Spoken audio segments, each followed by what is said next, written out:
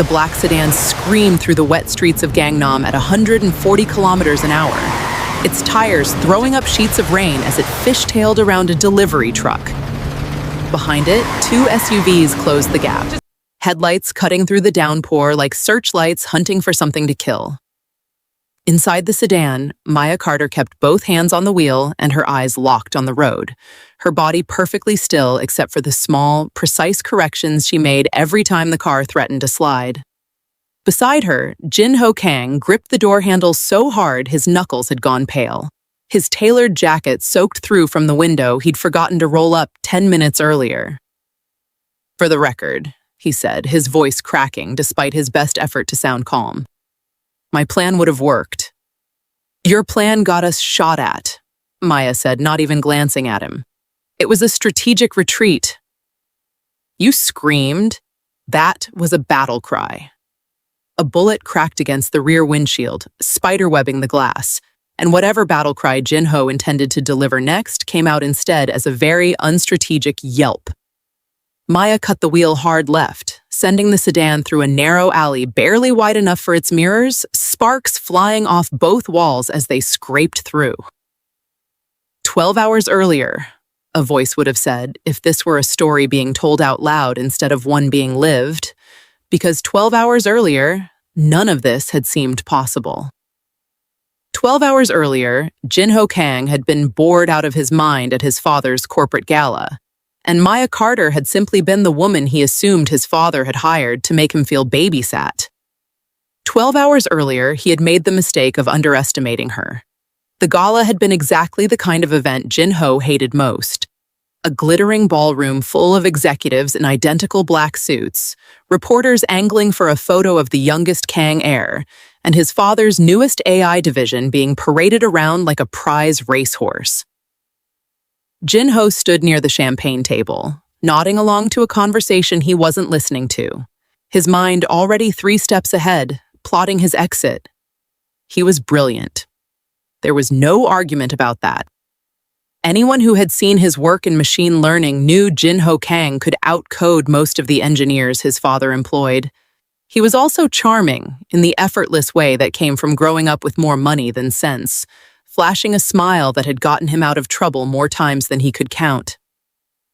And he was, by his own admission, deeply allergic to anything resembling responsibility. Tonight, responsibility looked like 3 more hours of small talk with investors who wanted a piece of his father's company. Jin-ho had other plans. He slipped past a cluster of photographers, ducked behind a server carrying a tray of hors d'oeuvres, and made his way toward the service exit at the back of the building. He felt, for a brief and glorious moment, like a man who had outsmarted an entire security detail. Then he reached his car. His sports car, a matte black machine that had cost more than most people's houses, sat gleaming under the parking garage lights exactly where he'd left it. Jin-ho smiled, keys already in hand, congratulating himself on a clean escape. Then he noticed someone was already sitting in the driver's seat. He froze mid-stride. A woman, calm, composed, watching him through the windshield like she'd been expecting him for the last 20 minutes, which, as it turned out, she had. "Can I help you?" Jin-ho asked, walking closer, doing his best impression of a man who wasn't rattled. The woman rolled down the window with unhurried ease. She looked to be in her early 30s, athletic build, dark eyes that missed nothing, dressed in a simple black outfit that somehow managed to look both understated and entirely intentional. "Maya Carter," she said, "your father hired me 3 days ago." "Hired you for what?" "To keep you alive." Jin-ho let out a short laugh. "No offense, but where's the actual security team? The guys in earpieces, the ones who look like they bench press refrigerators?" "You're looking at it." "My father hired 1 person?" "1 was enough," Maya said, and there was nothing arrogant in the way she said it. Just fact, delivered flat, the way someone might tell you it was going to rain. Jin-ho crossed his arms, leaning against the hood of his own car like he owned the moment, which, in his mind, he did. "Look, Appreciate the concern, truly. But I've been sneaking past security since I was 14. I know every blind spot in this building. I disabled the camera in the east stairwell myself. Camera 7B, disabled at 8:42 tonight, Maya said, Horia. I know. I watched you do it on the backup feed. Jin-ho blinked. There's a backup feed?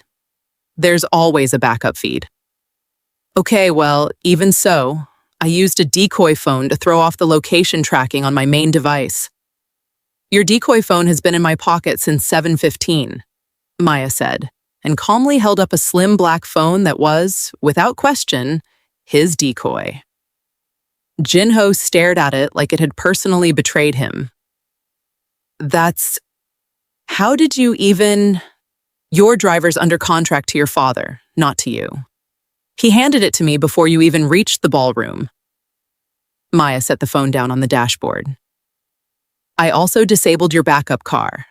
The blue one, 2 levels down, the one you keep for exactly this kind of situation.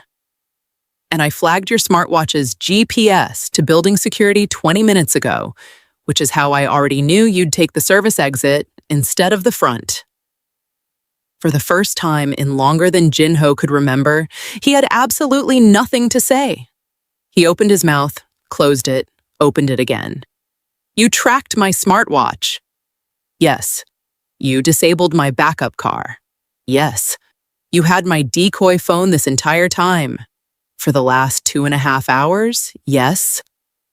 Jin-ho stood there in the parking garage, rain beginning to patter softly against the concrete outside, feeling, for possibly the first time in his adult life, genuinely and completely outmaneuvered. He looked at Maya, who was watching him with the faint, patient amusement of someone who had clearly done this exact routine with other overconfident men before. Okay, he said slowly. Who are you? Your bodyguard, Maya said. Get in the car, Mr. Kang. He got in the car. That should have been the end of it. A bruised ego, a quiet ride home, a lesson mildly learned. But Jin-ho Kang did not accept defeat easily. And over the following hours, he would make no fewer than 4 additional attempts to lose the woman his father had hired, each one more elaborate and more thoroughly anticipated than the last. He tried a fake taxi first, slipping out through a hotel lobby 2 blocks from his apartment and flagging down what he believed was an anonymous cab. Maya was standing at the curb of his destination before the taxi had even pulled away, arms crossed, unbothered by the rain. He never learned how she'd known which hotel he'd chosen, and when he asked, she only said, You booked it under your assistant's name. Your assistant works for me now, apparently, because she called me the second you asked. He tried a motorcycle next, borrowed from a friend who owed him a favor, weaving through traffic with what he considered genuine tactical brilliance.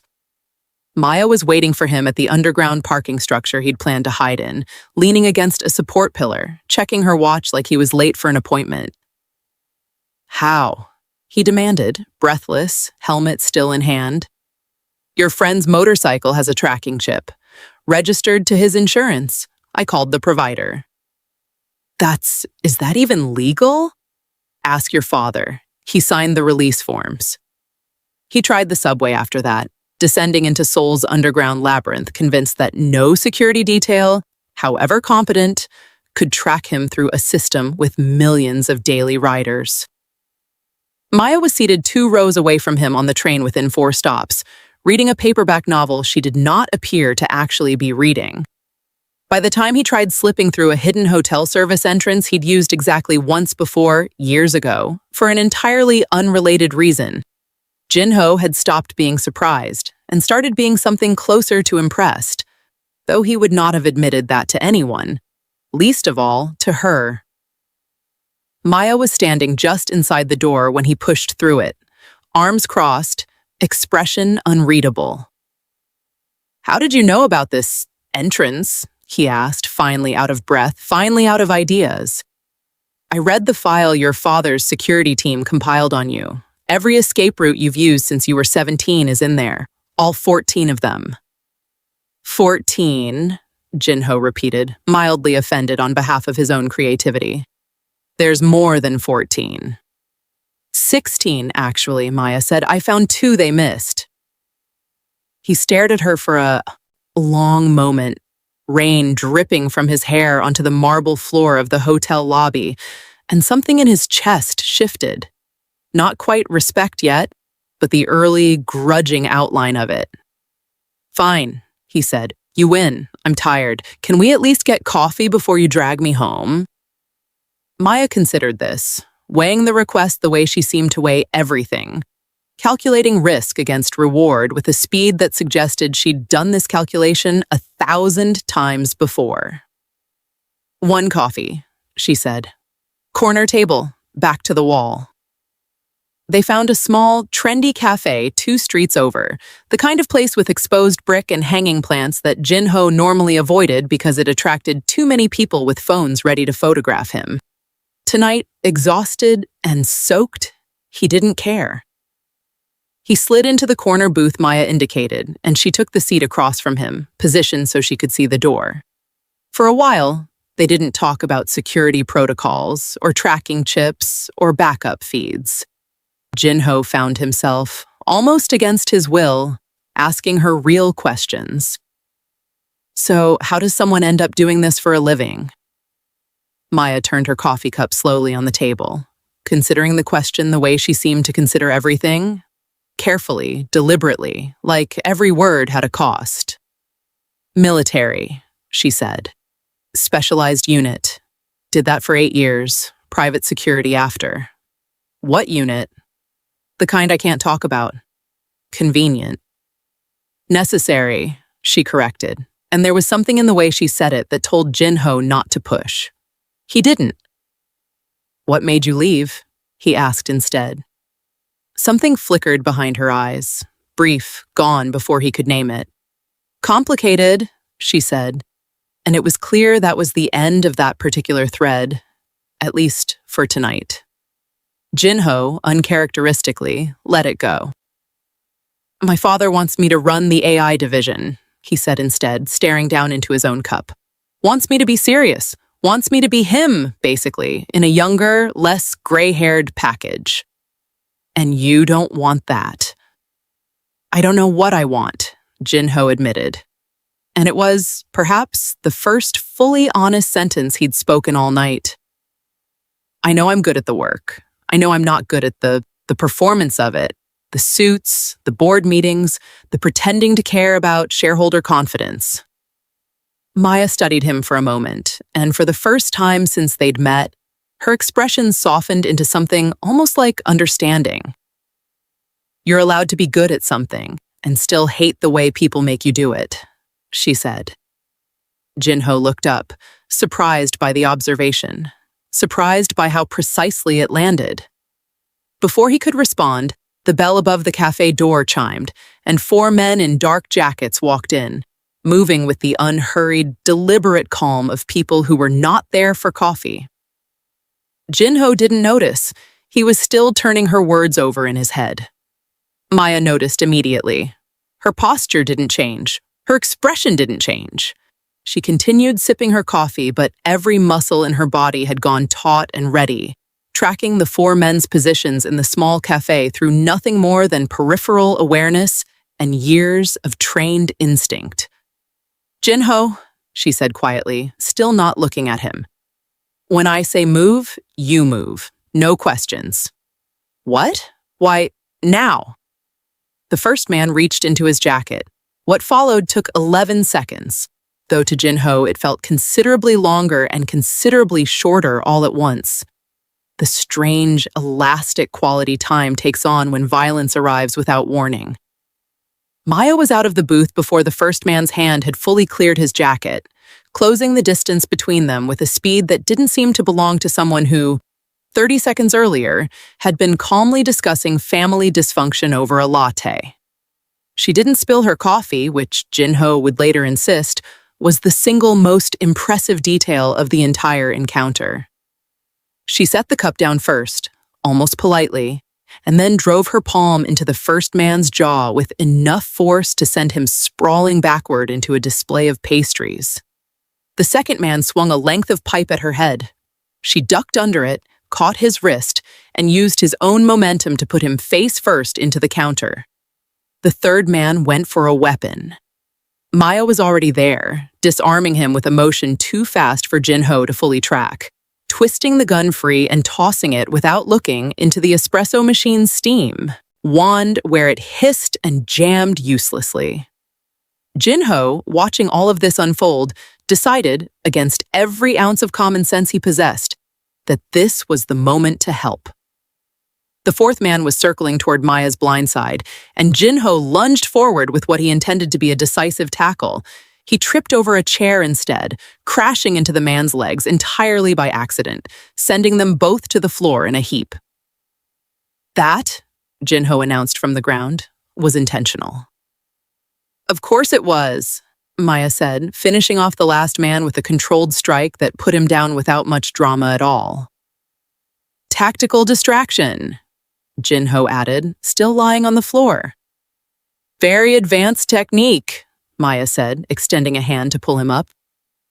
The cafe had gone eerily quiet, the four men groaning on the floor, a barista peeking out from behind the counter with wide eyes.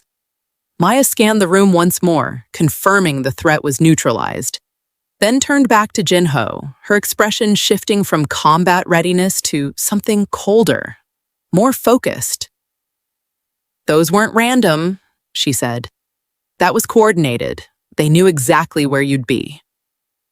Nobody knew we'd be here. We picked this place on a whim. Which means they weren't tracking your location, Maya said, already moving toward the door, pulling him along by the sleeve. They were tracking mine. Before this thought could fully settle, before either of them could unpack what it meant, two more men appeared at the cafe's entrance, and one of them raised a pistol directly at Jin-ho. Everything slowed down again. Maya didn't think. She moved, throwing her body between Jin-ho and the barrel of the gun with an urgency that had nothing to do with professional obligation and everything to do with something raw, something that would have surprised her if she'd had time to notice it herself. The shot went wide, shattering the front window instead, glass raining down across the sidewalk. Jin-ho felt the fear ripple through her. Actual fear, not the calculated readiness she'd shown all night, but something genuinely human and afraid, and it startled him more than the gunshot had. Move, she said, and this time her voice had an edge to it that hadn't been there before. They ran. They didn't stop running until they'd put 6 blocks between themselves and the cafe, ducking into an underground parking structure to catch their breath, both of them soaked, both of them shaking with adrenaline, though only one of them was pretending otherwise. Okay, Jin-ho said, hands on his knees, gasping. Explain, now. Why is someone trying to kill me over a coffee order? Maya was quiet for a long moment, running through the pieces, assembling them into something that finally made sense. It's not about you, she said slowly. It's about what your father gave you. Jin-ho straightened, confused. My father didn't give me anything. The gala, before you left, he shook your hand for longer than necessary. Jin-ho's face went pale as the memory surfaced. His father's grip lingering, a small, cold object pressed briefly into his palm before he'd pulled away. A flash drive he'd pocketed without thinking, assuming it was some kind of formality, a gesture, nothing worth examining. He reached into his jacket now and pulled it out. A small black drive, unremarkable in every way except for the 2 men currently unconscious in a cafe 6 blocks away and the 4 more before them. That's it, Maya said, staring at the drive like it had personally ruined her evening, which, in fairness, it had. That's what they're after. It's probably nothing, some backup file. My father's paranoid about Jin-ho. Maya's voice was quiet, serious. People just tried to kill you twice in the last 10 minutes. It's not nothing. He turned the drive over in his fingers, and for the first time all night, the reckless bravado that had carried him through 4 escape attempts and 1 very poorly executed cafe tackle drained out of him entirely, replaced by something closer to fear. "What's on it?" he asked. "I don't know," Maya said, "but I intend to find out before anyone else does." If this story is pulling you in, this is exactly the moment to hit subscribe, because what happens next changes everything you think you know about both of them, and you will not want to miss it. They spent the next hour moving carefully through the city, doubling back, switching routes, Maya's training evident in every decision she made, every alley she avoided, every crowd she used as cover. Jin-ho, chastened, followed her lead without argument for the first time since they'd met, though he couldn't resist filling the silence with questions. "So, who are they? The men at the cafe?" "Corporate, professional, not street level. The way they moved, the coordination, that's private military contracting, not random muscle." Maya kept her eyes on the street ahead. "Your father's company isn't the only one working on next-generation AI systems. You think a rival company sent them? I think whatever's on that drive is worth killing for, which means it's worth a great deal more than that to whoever wants it kept quiet." They found a small, anonymous inn on the edge of the Hongdae district, the kind of place that didn't ask questions and didn't keep detailed records. And Maya insisted on securing the room herself before letting Jin-ho inside, checking sightlines, confirming the fire escape, testing the door's lock twice. "You're thorough," Jin-ho said, watching her work. "You're alive," Maya said. "Those things are related." For a while, they sat in silence, the weight of the night settling over both of them differently. Jin-ho staring at the flash drive like it might explode, Maya running through contingency plans with the quiet focus of someone who had survived worse nights than this one and intended to survive this one too. It was somewhere in that silence that Jin-ho made the decision that would very nearly get him killed. He waited until Maya stepped out to check the perimeter one final time, and then he did something he would later admit was almost certainly the single worst decision of his adult life. He opened his contacts, found a number he shouldn't have kept, and sent a message.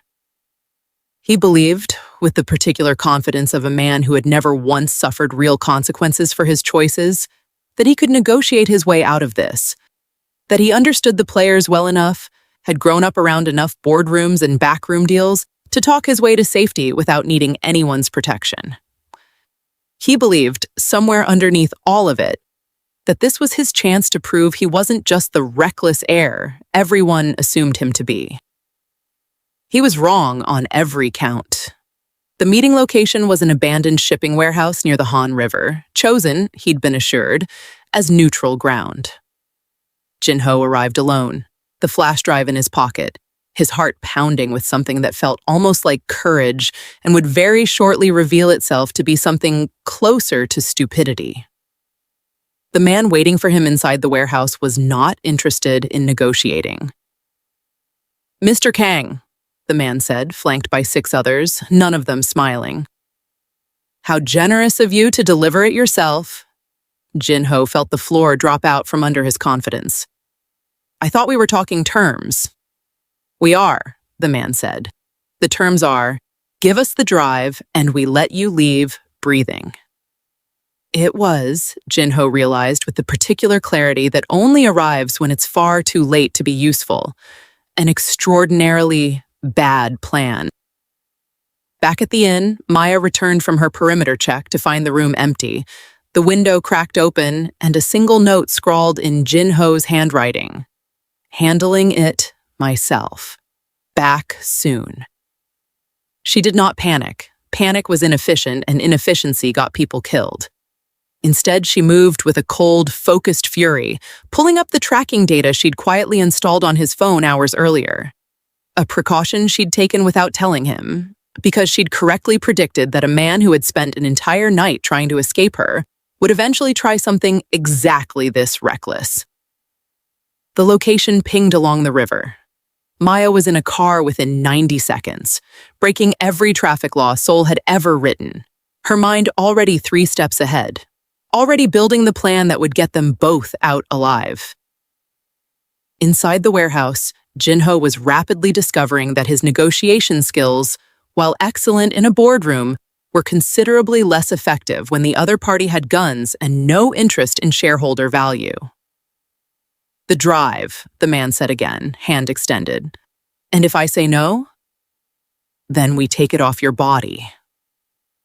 Jin-ho weighed his options, found them severely lacking, and was seriously considering the merits of simply handing the drive over when the warehouse's side door exploded inward, and Maya Carter walked through the wreckage like she owned the building. "Sorry I'm late," she said, "traffic." What followed was less a rescue than a demolition. Maya moved through the warehouse with a precision that made the cafe confrontation look like a warm-up, disabling 3 men before they'd fully registered she'd entered the room, using the warehouse's own scaffolding and shipping containers as cover, closing distance faster than anyone could track her.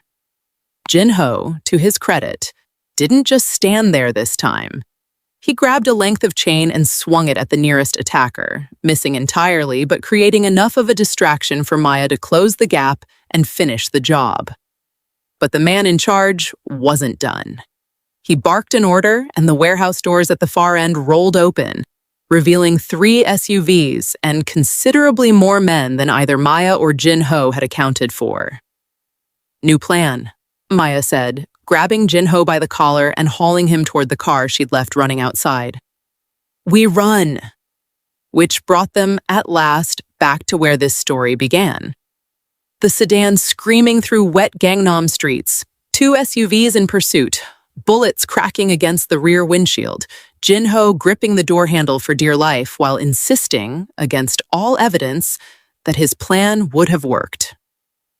"We need to lose them," Maya said, cutting the wheel through a construction zone, sending orange cones flying in every direction. "I can help," Jin-ho said, pulling out his phone, fingers already moving with the same speed and confidence he'd once used to sneak past 16 security checkpoints. "The city's traffic grid runs on a system my father's company built. I know the back end. Now would be a great time to use that."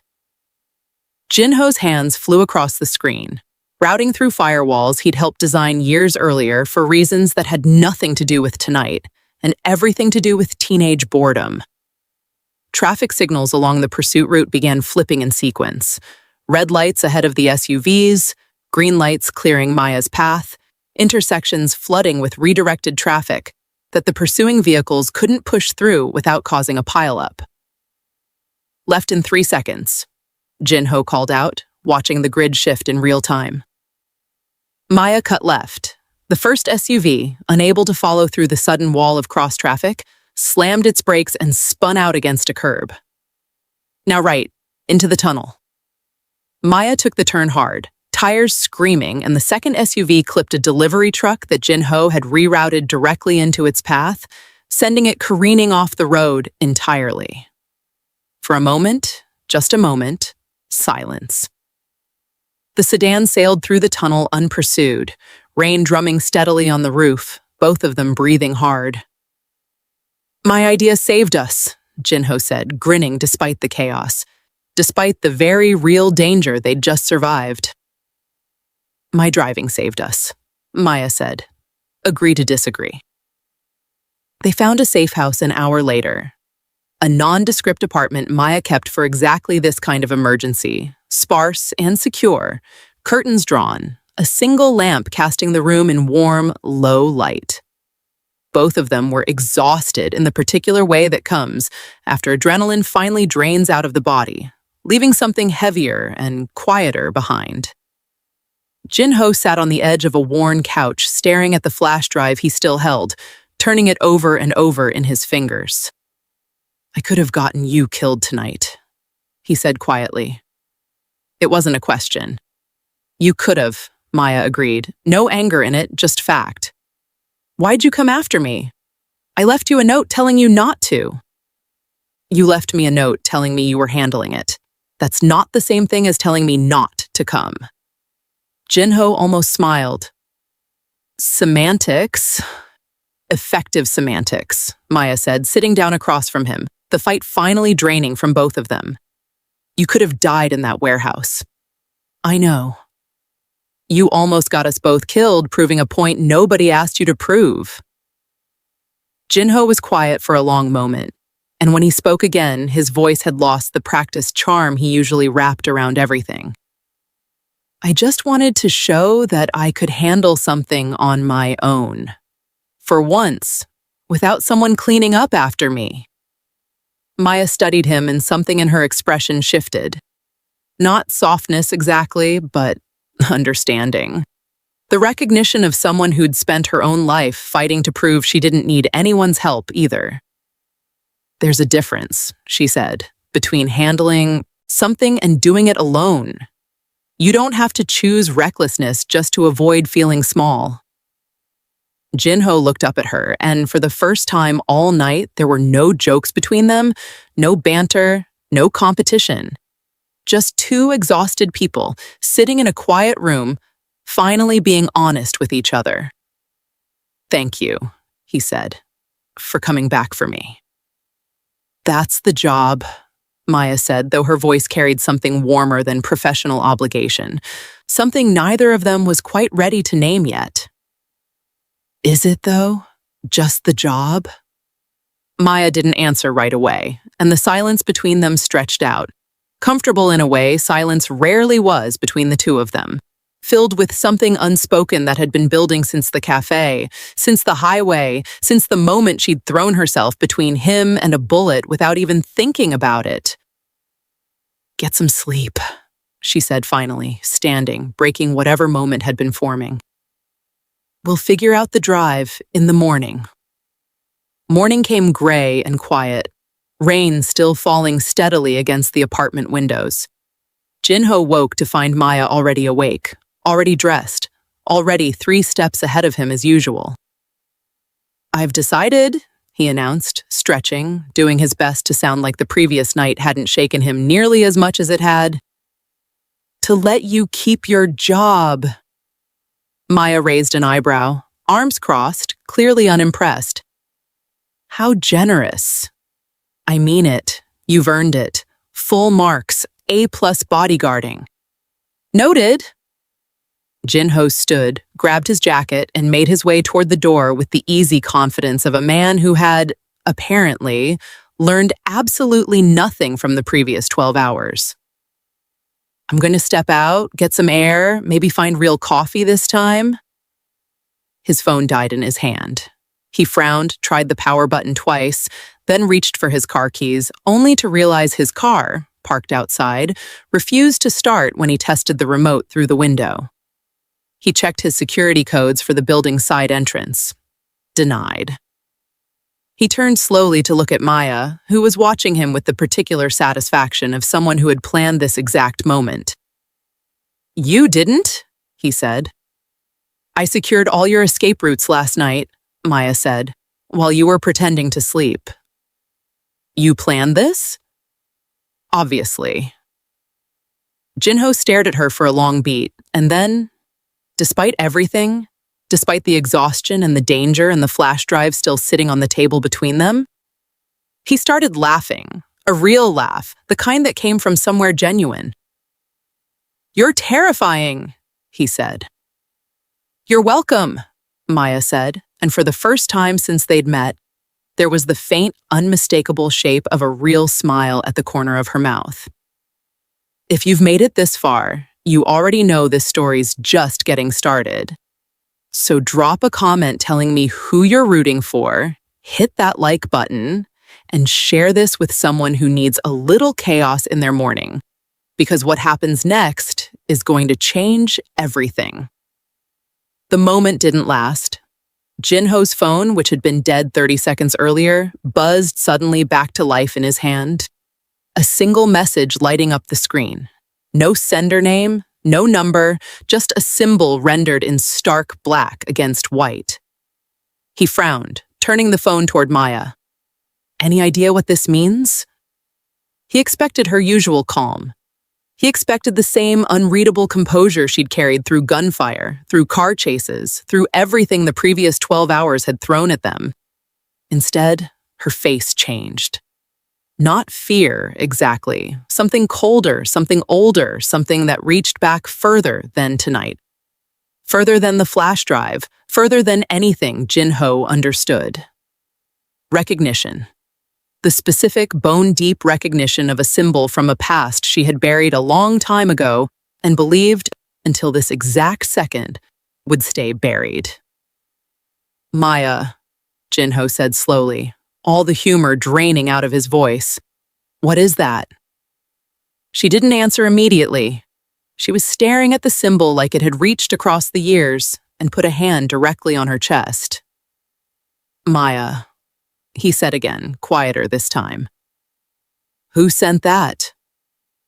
She looked up at him finally, and whatever she'd been carrying behind that composed, unshakable exterior all night was, for just a moment, visible in her eyes. We have a bigger problem, she said.